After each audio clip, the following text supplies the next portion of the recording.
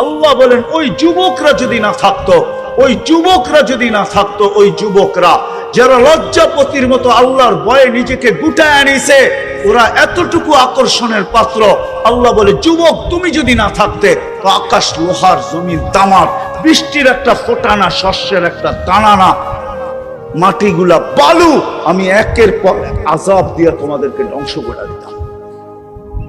শুধু এই যুবকের কারণে পারি না। লাউলা মাশাইখা রুক্কা, ওই বুড়া মানুষগুলার জন্য পারি না, যারা গুনাহ তো করে না কিন্তু সারাদিন জিকা পড়া থাকে, সারাদিন তওবা করতে থাকে, সারা রাত্র চোখের পানি জড়াইতে থাকে। ওই বুড়া গুলা, ওই বৃদ্ধ গুলা, ওই আল্লাহওয়ালা গুলা যারা সারা রাত্র ঘুমায় না, সব ঘুমাইতে যায়, ওর ঘুম আসে না, ও ছটপট ছটপট করে এক সময় মুসল্লায় দাঁড়ায় আর চিৎকার দিতে থাকে, কিসি কো সোনে মে, কিসি কো খানে মে, হমে মজা আতা হ্যায় রোনে মে। কারো খাওয়ায় মজা, কারো ঘুমে মজা, আমাদের কান্নায় মজা আসে, এই জন্য মুসল্লায় দাঁড়ায় গেল। ওরা যদি না থাকতো, পর্দানিসীন মা বোন যদি না থাকতো, ওয়াল আতফালা রুদ্দা, দুধের শিশু যদি না থাকতো, ওয়াল আনআমা রুত্তা, চতুষ্পদ প্রাণীগুলা যদি না থাকতো, রব্বে কাবার কসম। মুসা আলাইহিস সালামের জামানায় বৃষ্টি হইতেছিল না, মুসা আলাইহিস সালাম বলি ইসরাইলকে বলেছে চলো নামাজ পড়বো, দেখি আল্লাহ বৃষ্টি দেয় কিনা। রাস্তায় যায় বলতেছে চলো বৃষ্টি হয়ে যাবে, বলছে মুসা নামাজ পড়লাম না বৃষ্টি হবে কি করে?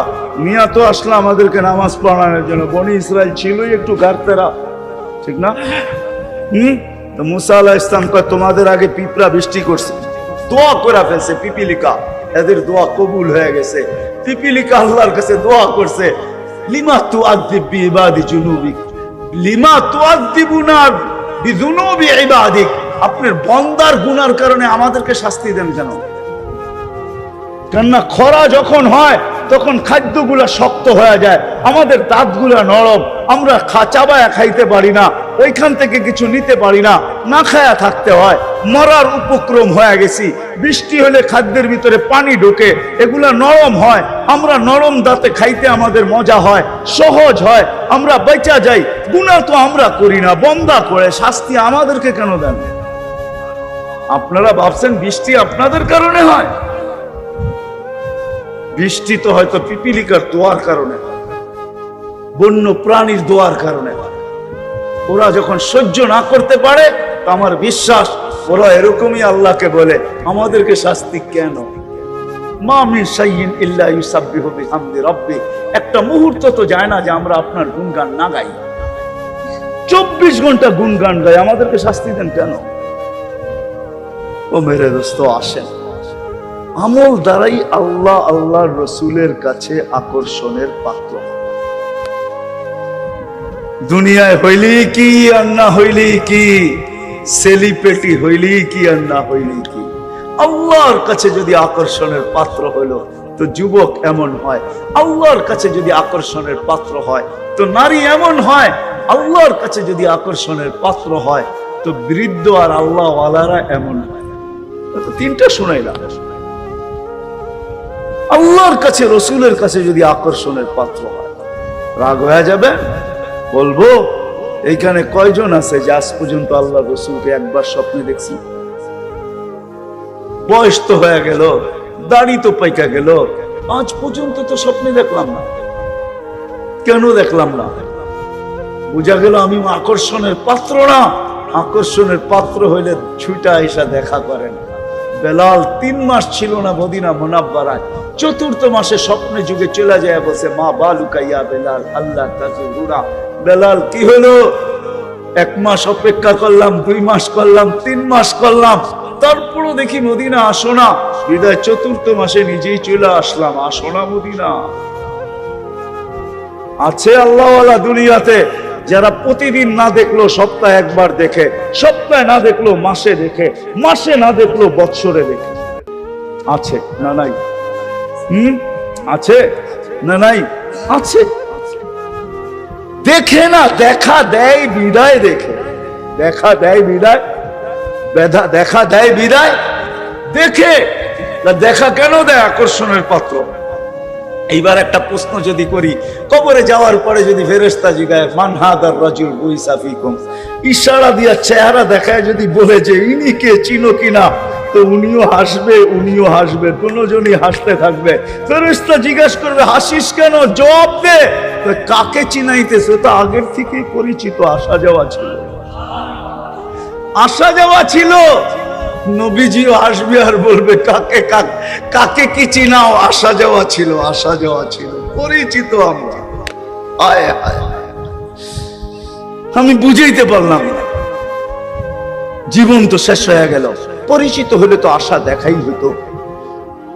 পরিচিত বিদায়ী তো আহমদ ইবনে হাম্বল রহমতুল্লাহ আলাইহি 100 বার আল্লাহকে দেখছেন, 100 বার।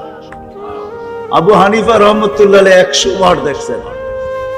কিতাব উঠায় দেখেন না, আয়েশা দেখা দিছে, বলছে অপরিচিত থাইকা লাভ কি, তুমি আমার কাছে আকর্ষণের পাত্র, এখন আর অপরিচিত থাইকা কোনো লাভ নাই। ওই বাংলা প্রবাদ বাক্যই, শিশিরে ভিজে না মাটি বিনা দর্শনে, চিঠিতে ভরে না মন বিনা দর্শন। আল্লাহ বলে এইভাবে আর আকর্ষণে লুকায় থাইকা লাভ নাই। এই জন্য কোন কবি লিখছিলেন রুখসার সে বুরকা কা জরা পর্দা হটা লিল্লাহে মুঝে, हाँ लिल्लाहे मुझे अपने खुदा दाद देखा, চেহারা দেখা 100 বার দেখছেন। আমাদের বাংলাদেশও একজন আরো আল্লাহওয়ালা ছিলেন, বিবাড়িয়া, ওনার বাড়ি, মুফাসসির সাহেব হুজুর নামে মশহুর, বাদুগর মাদ্রাসার মুহতামিম ছিলেন, মুফাসসির সাহেব নামে মশহুর, চিনেন কিনা জানি না, ওলামা চিনতে পারেন।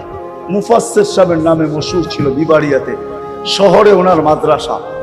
হ্যাঁ, ওনার জীবনীতেও লেখা আছে, ওনার পরিবারও জানে।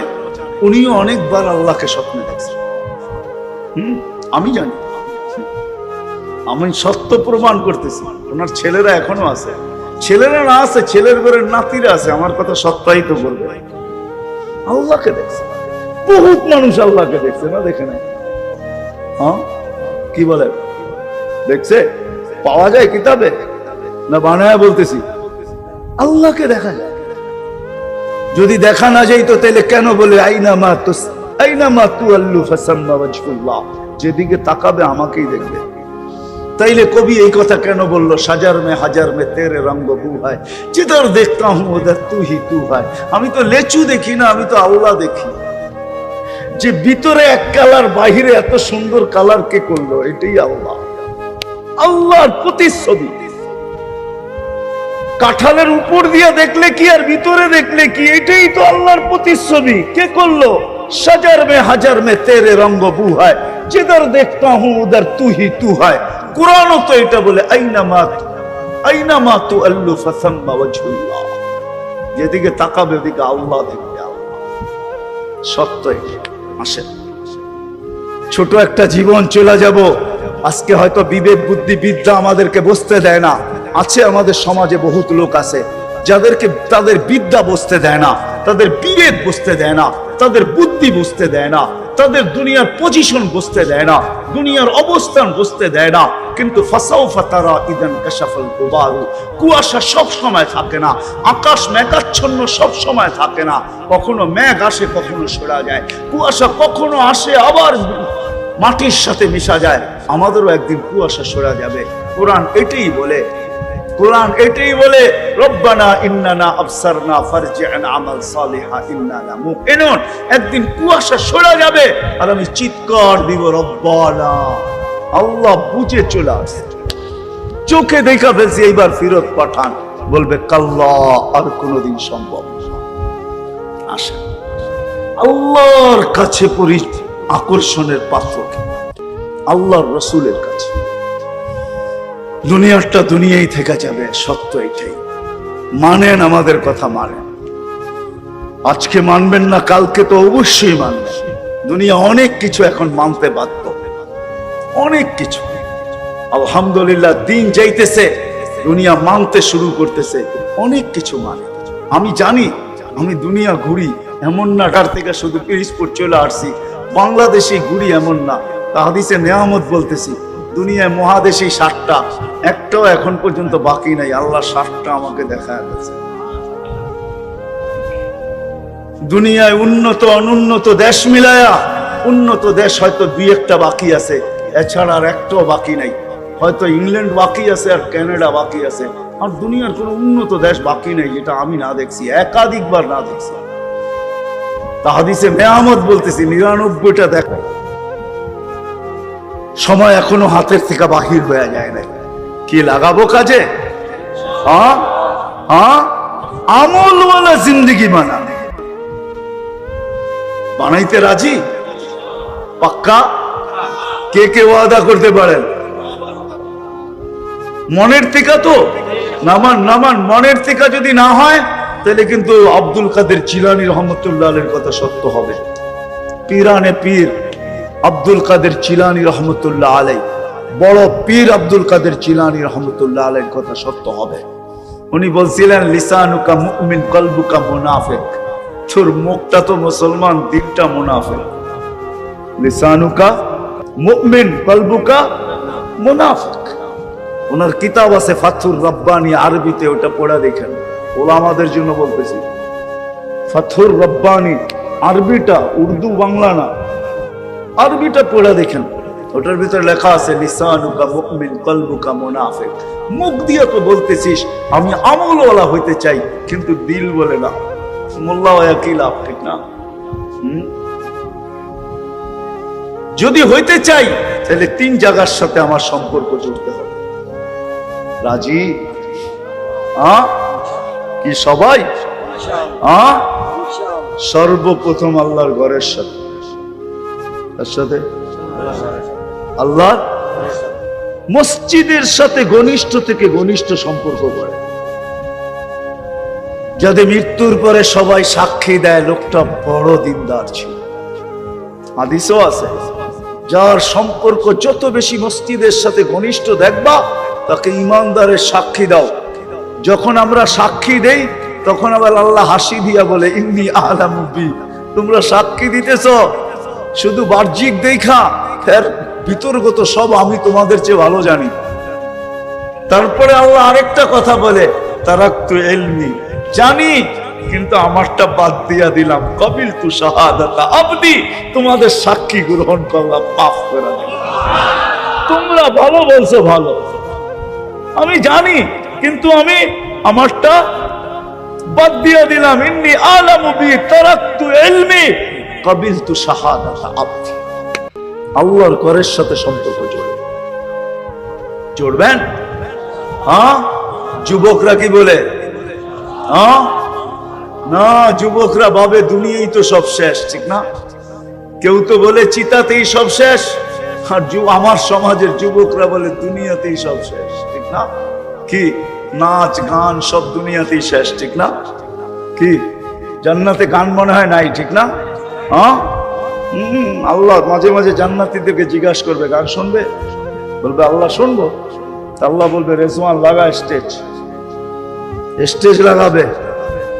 তো প্রথম সিঙ্গারদেরকে ডাকবে, ফেরেশতা সিঙ্গার, আল্লাহ সিঙ্গার বানায় রেখেছে, তোমরা শোনাও।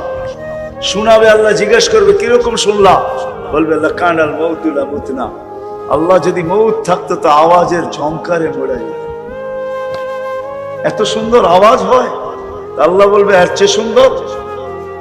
তারপরে ডাকবে তালিয়া দাউদ, দাউদ আলাইহিস সালাম আসবে। আল্লাহ জিজ্ঞেস করবে এর চেয়ে সুন্দর, তো ডাকবে তালিয়া হাবিবি তালিয়া মুহাম্মদ, আমাদের নবীজি আসবে। আল্লাহ বলবে এর চেয়ে সুন্দর, তো বলবে রেজওয়ান ইরফাইল হিজাব, সরা পর্দা, আমি নামবো। হয় যুবক, তুমি তো জানো না জান্নাতে 10টা গুণে গুণান্বিত হয়ে শারীরিক 10টা গুণ থাকবে তোমার, তারপরে জান্নাতে দিবে। আল্লাহ তাওলি আদম 60 জিরাআ, 120 ফিট লম্বা। আলা হোসনি ইউসুফ, ইউসুফ আলাইহিস সালামের মতো রূপ। আলা মিলাদি ঈসা, ঈসা আলাইহিস সালামের মতো 33 বছর বয়স। আলা কুওয়াতি মুসা, মুসা আলাইহিস সালামের মতো শক্তি। আলা সাউতি দাউদ, দাউদ আলাইহিস সালামের মতো গলার আওয়াজ। আল্লাহ আওয়াজ যেদিন থেকে তৈরি করছেন, আর যেদিন কিয়ামতের মাঝে আওয়াজ বিলুপ্ত করবে, সারা দুনিয়ার সিঙ্গারদেরকে যদি এক করা হয়, এদের আওয়াজকে যদি এক করা হয়, তো দাউদ আলাইহিস সালামের আওয়াজের সামনে বিন্দু হবে না, বিন্দু। যখন দাউদ আলাইহিস সালাম জবুর পড়তেন, তামায়ালাতিল জিবাল, পাহাড় পর্যন্ত ডান্স করতো, ডান্স। সুরের যখন ঝংকার উঠাইতেন, ওই আওয়াজ তোমাকে দিবে, ওই আওয়াজ দিবে। দুনিয়ার গান আর কতক্ষণ হয়? 5 মিনিটের উপরে দুনিয়ার কোনো গান নাই। চ্যালেঞ্জ, আমাকে কেউ দেখান কি যুবক, কি বলে 5 মিনিটের উপরে গান আছে? 4-5 মিনিটের উপরে কোনো গান নেই। কইবেন 12-13 মিনিট উঠি আ উ করতে করতে 12-13 মিনিট নেয়।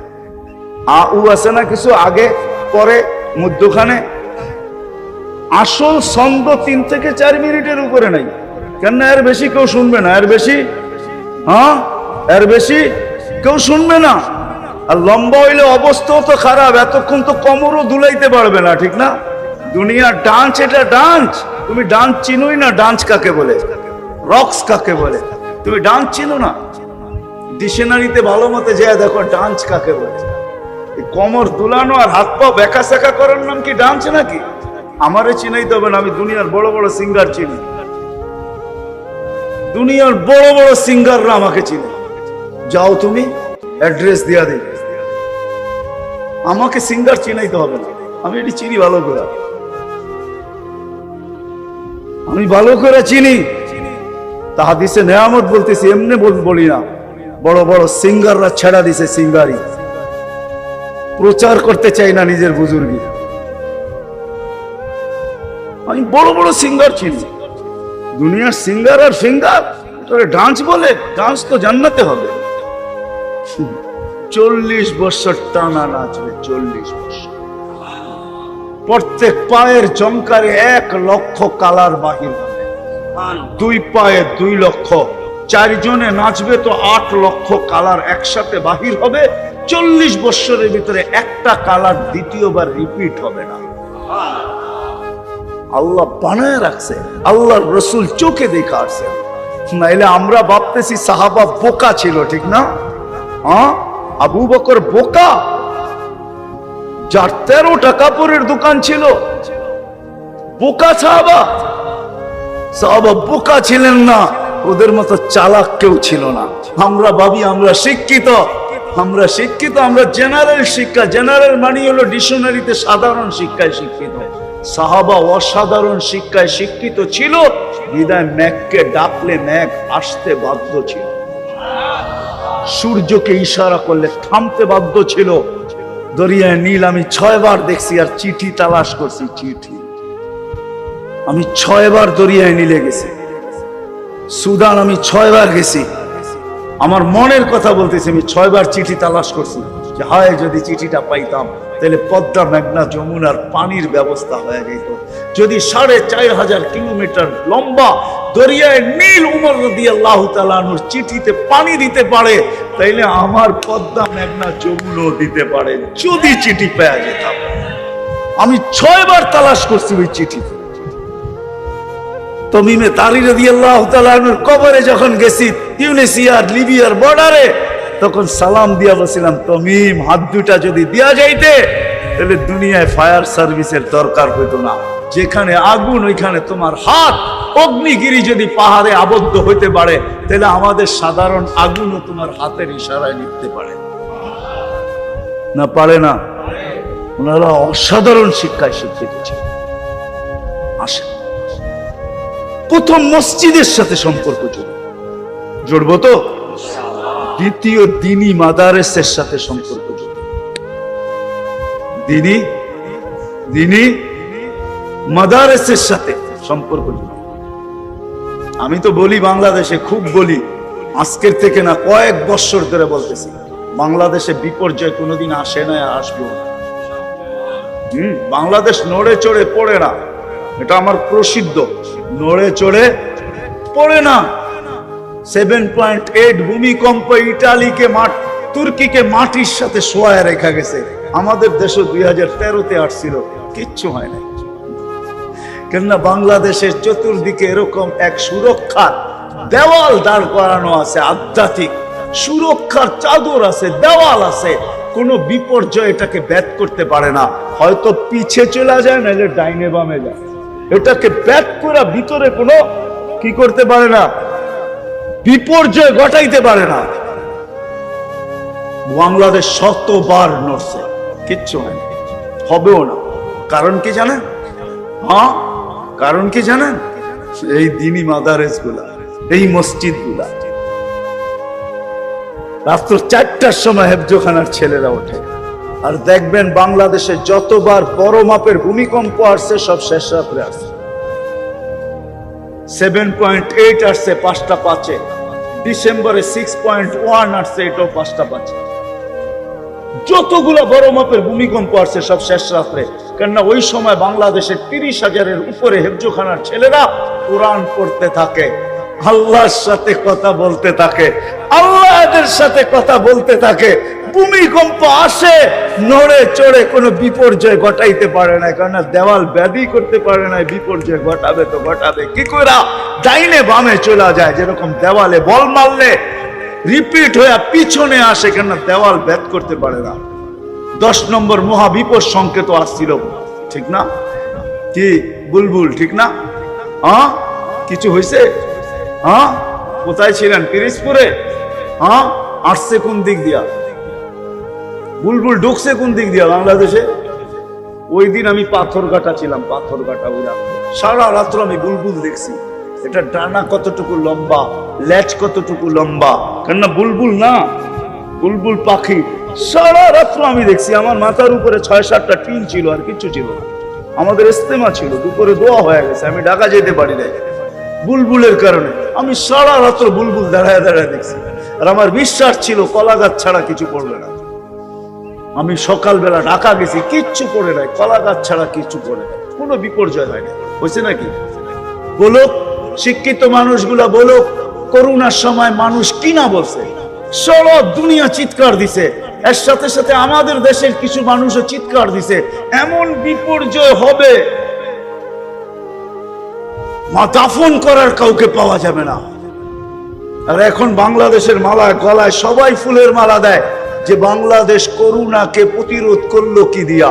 আমি তো বলি এত গবেষণা করতে হবে না, আমাদের গ্রামগঞ্জে যারা ফার্মেসি চালায় ওদের কাছে আসলে ওরা বলে দিবে প্রতিরোধ করছে কি দিয়া,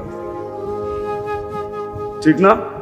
কি কাশি লয়া, জল লয়া, ঠান্ডা লয়া যান নাই, ওষুধ দিয়া কইছে কাউরে কইস না, চুপে চুপে খায়া ফেলা, ভালো হয়ে যাবে। ভালোই তুই হয়ে গেছেন, ঠিক না? হ্যাঁ, ঠিক না? মাস্ক কয়জনে পড়ছে গ্রাম দেশে? পড়ছেন?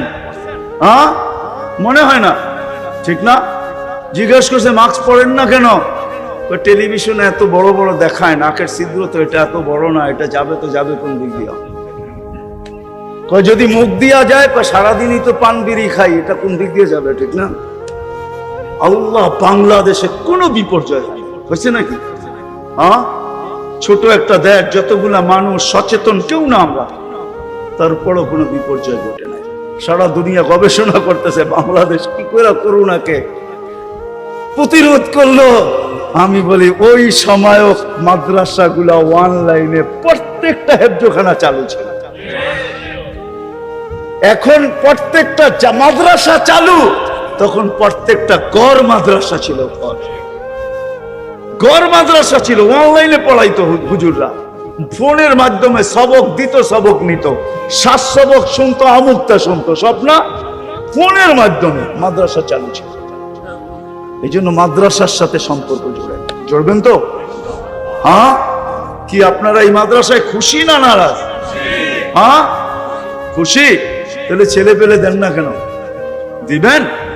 হ্যাঁ, হ্যাঁ, এই মাদ্রাসাগুলো খুঁটি। আমার কথা একমত হবে অনেকে, আমরা তো জানি ঢাকা শহরে থাকি, অনেকে আমাদের কথা একমত যে হুজুর বাইবা দেখছি, এই কারণেই মনে হয় আমাদের দেশটা সুরক্ষিত। এত মসজিদ দুনিয়ার কোনো দেশে নাই, এত মক্তব কোনো দেশে নাই, এত মাদ্রাসা হেফজোখানা দুনিয়ার কোনো দেশে নাই। আমি ঘুরা বলতেছি। আর তৃতীয় সম্পর্ক গড়েন হক্কানি আলেম ওলামা আল্লাহ ওয়ালাদের সাথে। হক্কানি আলেম ওলামা আর কি, আর কি আল্লাহ ওয়ালাদের সাথে, এদের সাথে সম্পর্ক জড়ে। এই 3 জায়গায় যদি সম্পর্ক জড়তে পারেন, তাহলে ইনশাআল্লাহ আমলওয়ালা জিন্দেগি হবে। আর আমলওয়ালা জিন্দেগি যদি হয়, ফুল যেরকম ফুটলে আকর্ষণের পাত্র হয়, যুবকরা বুঝবে, আপনারা বুঝবেন না। 14 তারিখ আসার 2-3 দিন আগেই আপনাদের পিরিজপুরে ফুলের দোকানে বুকিং এর কাগজ দিয়ে আসে। আপনিও বুঝেন, দেখা যায়, ঠিক না? আমি তো মনে করছি যুবকরাই বুঝবো, এখন দেখা যায় দাড়ি পাকালেও বোঝে। ফেব্রুয়ারির 14 তারিখের 1-2 দিন আগেই ফুলের দোকানে যায় কি করে কাগজ দিয়ে আসে, আমার 2টা বুকিং, আমার 3টা বুকিং, আমার 4টা বুকিং। কিন্তু ফুটন্ত হইতে হবে, ফুটন্ত। ফুটলেই আকর্ষণের পাত্র হয়। আমরাও আমলদার হলে আল্লাহ আল্লাহ রসুলের কাছে আকর্ষণের পাত্র হব। দুনিয়া যেইভাবেই কাটুক না কাটুক, দুনিয়া যেইভাবেই কাটুক, তাতে কিছু আসে যায় না। ইনশাআল্লাহ যদি আকর্ষণের পাত্র হতে পারি। শেষ হাদিস বলতেছি, জালালউদ্দিন সুয়ুতী রহমতুল্লাহ আলাইহি লেখছেন লুবাবুল হাদিস আলা কাউলিল হাসিস কিতাবের ভিতরে, লাশ কবরের পাশে নিতে দেরি, কবর কানে কানে বলতে দেরি করবে না, ইদান উহাব্বিলু লাকা বাতনি খাদরা, তোকে রাখতে দেরি, আমার পেট সবুজ শ্যামল হইতে দেরি হবে না। ওয়া ইউহাব্বিল জিসমাকা নূরা, তো শরীর নূরানি হইতে দেরি হবে না। ওয়া ইয়াসাদ রূহুকা ইলাল্লাহ, তো রূহ আল্লাহর সান্নিধ্যে চলে যাবে। গর্বত সম্পর্ক পাক্কা ওয়াদা। আল্লাহ আমাদেরকে আমল করার তৌফিক দান করেন।